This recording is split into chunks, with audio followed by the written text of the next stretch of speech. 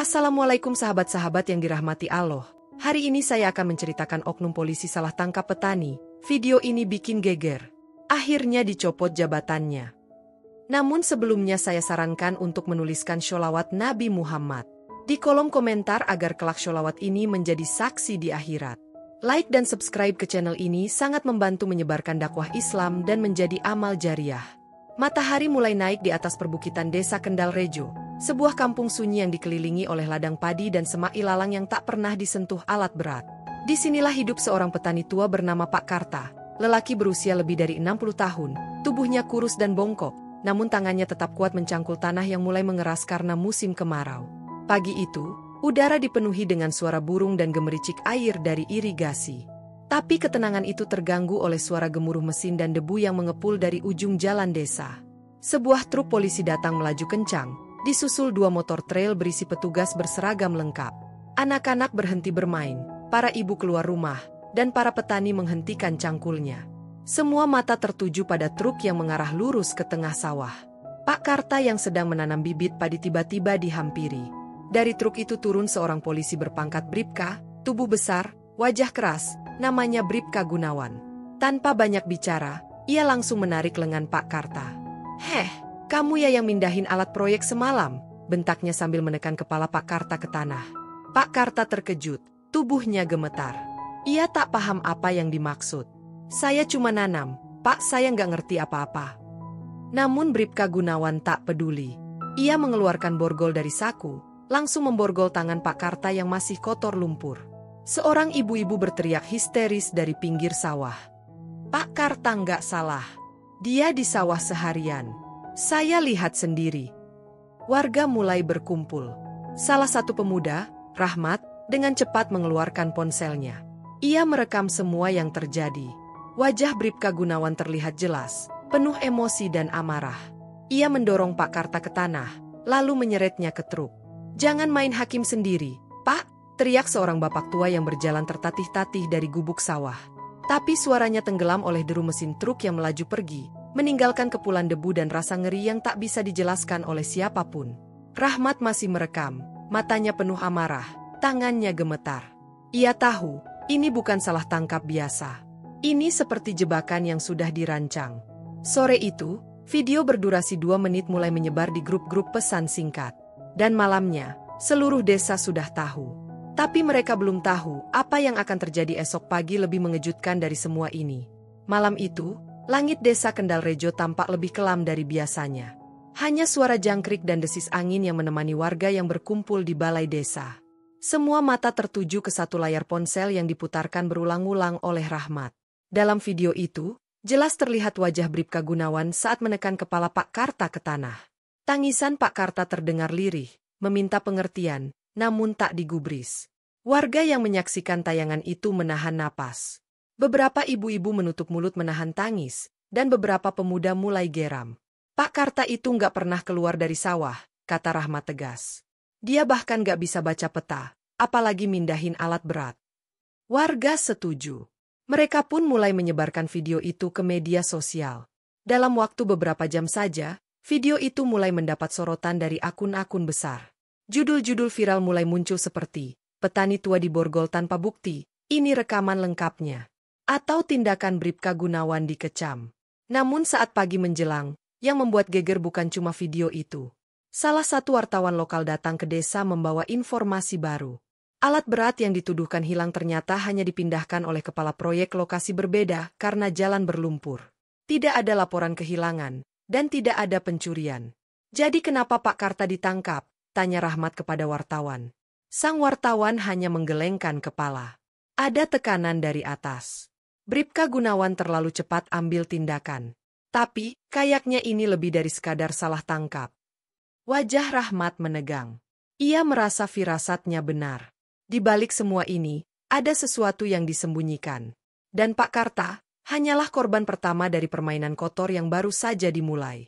Di sel tahanan Polsek Sumberjati, Pak Karta duduk bersila di lantai dingin berlumur debu. Kaos lusuh dan celana compangnya menjadi saksi bisu ketidakadilan yang menimpanya. Ia tak diberi kesempatan menjelaskan. Bahkan saat mencoba bicara, petugas hanya membentaknya untuk diam. Malam itu, ia batuk-batuk, Tubuhnya menggigil. Tak ada yang peduli. Di luar, hujan deras mengguyur bumi, seolah langit pun menangisi nasib Pak Karta. Sementara itu, Bribka Gunawan mendapat panggilan mendadak dari atasannya di Polres. Wajahnya sedikit cemas saat memasuki ruangan. Di dalam, Kapolres duduk diam sambil memainkan video yang viral itu. "Kamu sadar apa yang kamu lakukan sudah mencoreng institusi?" ucap Kapolres pelan namun tajam. Bribka Gunawan tak menjawab. "Besok pagi, kamu dicopot. Dan akan ada penyelidikan internal." Wajah Bribka Gunawan memucat. Ia tak menyangka video itu bisa sehebat itu. Tapi yang membuatnya paling takut bukanlah pencopotan jabatan, melainkan sesuatu yang disampaikan oleh seorang intel dari pusat. Bahwa Desa Kendal Rejo sedang menjadi target pengosongan lahan. Dan penangkapan Pak Karta adalah bagian dari skenario besar. Pagi-pagi buta, Rahmat menerima kiriman surat dari seseorang tak dikenal. Surat itu tanpa nama, hanya secari kertas bertuliskan tangan. "Jangan biarkan tanah ini diambil." Mereka mulai dengan menangkap yang lemah. Sebentar lagi mereka datang dengan buldoser. Di bawah tanah Kendal Rejo, ada emas hitam. "Mereka akan gusur kalian." Rahmat terhenyak. Emas hitam. Minyak. Segalanya mulai masuk akal. Jalan proyek besar yang dibuka beberapa bulan lalu, kedatangan alat berat, dan tiba-tiba hilangnya alat, hanya sebagai alibi. Ia segera menemui para tokoh desa. Dengan bukti-bukti yang dikumpulkan dari peta pertambangan dan arsip lama, terbukti bahwa tanah Kendal Rejo sudah masuk dalam peta eksplorasi perusahaan asing sejak 2 tahun lalu. Tapi warga tak pernah diberitahu. Pak Karta adalah penghalang pertama. Ia memiliki sawah yang posisinya tepat di tengah peta rencana eksplorasi. Malam hari, warga yang berjaga di pos ronda mendengar suara aneh dari arah bukit belakang. Beberapa orang berlari ke sana dan mendapati ada jejak ban besar dan bekas penggalian. Terlihat juga ada kontainer alat berat yang disembunyikan di balik pohon bambu. Rahmat bersama para pemuda segera merekam semua bukti itu. Saat mereka hendak kembali, dari semak-semak muncul 2 pria berseragam hitam tanpa tanda pengenal. "Kalian gak lihat apa-apa," ucap salah satu dari mereka. Tapi Rahmat tak gentar. "Kami sudah lihat semuanya. Dan video ini sudah dikirim ke media nasional." Lelaki itu menghela napas. "Kalian pikir kalian bisa hentikan proyek ini? Pak Karta baru permulaan." Tiba-tiba terdengar suara letusan kecil dari kejauhan. Dentuman yang membuat tanah sedikit bergetar. Sesuatu sedang dihancurkan. Rahmat tahu, waktunya tinggal sedikit. Warga harus bersatu atau desa mereka akan lenyap dalam semalam. Keesokan harinya, berita mencuat di televisi nasional. Bribka Gunawan resmi dicopot dari jabatannya. Video permintaan maafnya tersebar, namun publik tidak puas. Warganet terus menuntut penyelidikan lebih lanjut. Di sisi lain, Bribka Gunawan menghilang dari pengawasan. Ia meninggalkan rumah dinasnya, tanpa jejak. Beberapa percaya ia disembunyikan untuk diam. Tapi rumor menyebar bahwa ia tahu terlalu banyak dan kini dalam pelarian. Rahmat dan warga mendapat intimidasi. Ada rumah yang dilempari batu, dan 1 warga tertabrak motor misterius. Namun ketakutan itu tidak menghentikan mereka.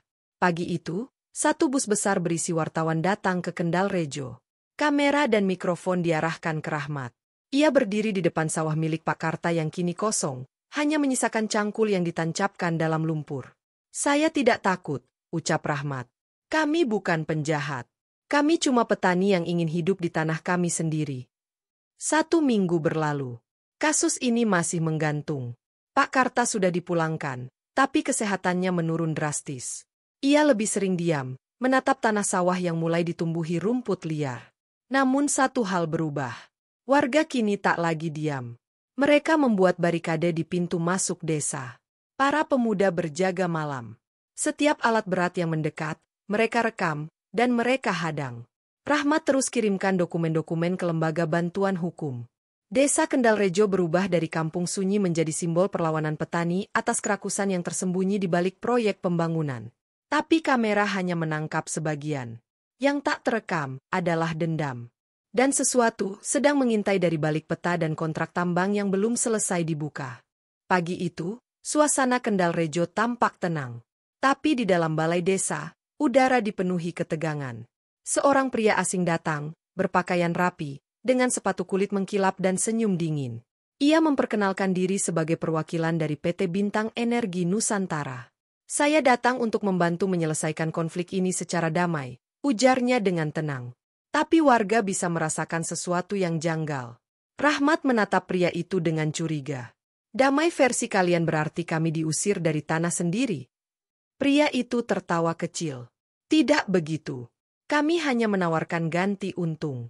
Rumah dan lahan diganti apartemen dan uang kompensasi. Namun warga sudah tahu apa yang sebenarnya terjadi. Mereka sudah melihat peta. Mereka tahu siapa yang bermain di balik layar. Saat pertemuan itu berlangsung, seorang wartawan menyelipkan secarik foto ke tangan Rahmat. Foto itu memperlihatkan pria berjas yang kini berbicara di depan warga, sedang duduk semeja dengan Bribka Gunawan dan salah satu pejabat daerah. Dia bukan utusan damai, bisik wartawan itu. Dia pengendali proyek ini. Rahmat pun berdiri. Kami tak akan tanda tangani apapun. Kendal Rejo bukan untuk dijual. Tiba-tiba suasana jadi tegang. Beberapa pria berbadan besar yang tadinya berdiri diam di belakang si utusan, mulai mendekat. Tapi kali ini, warga sudah tak takut lagi. Malam itu, seluruh warga berkumpul di tengah lapangan desa. Obor dinyalakan. Para ibu membawa anak-anak mereka keluar, sementara para pemuda menjaga setiap jalan masuk. Rahmat berdiri di atas panggung kecil darurat dari kayu dan terpal.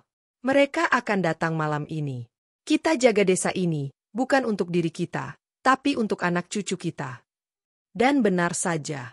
Sekitar pukul 2 dini hari, dari kejauhan terdengar deru kendaraan besar. Truk-truk proyek mulai mendekat. Namun warga sudah siap. Mereka berdiri berjajar, memblokade jalan dengan batang pohon dan kawat berduri. Salah satu truk berhenti. Dari dalam turun beberapa pria bertopi proyek. Kami hanya jalankan tugas, kata salah satunya. Rahmat melangkah maju. Tugas dari siapa? Dari pemilik uang? Atau dari hati nurani kalian? Tak ada jawaban. Tiba-tiba dari semak-semak muncul suara ledakan kecil. Salah satu alat berat meledak terbakar. Semua mata terbelalak. Warga berhamburan. Api menjulang tinggi. Kepanikan menyebar. Namun di tengah kekacauan itu, Rahmat melihat sosok yang dikenalnya. Bribka Gunawan. Dia berdiri jauh di atas bukit, menatap ke arah desa, wajahnya dingin dan mata merah. Lalu ia menghilang ke dalam kegelapan. 2 hari setelah ledakan itu, aparat dari pusat datang. Investigasi besar-besaran dilakukan. PT Bintang Energi Nusantara ditangguhkan izin operasinya. Media nasional terus meliput Kendal Rejo. Tapi Rahmat tahu, ini belum selesai. Pak Karta, meski sudah pulih secara fisik, tak pernah kembali ke sawahnya. Ia lebih banyak duduk di depan rumah, memandangi ladangnya yang kini ditumbuhi semak.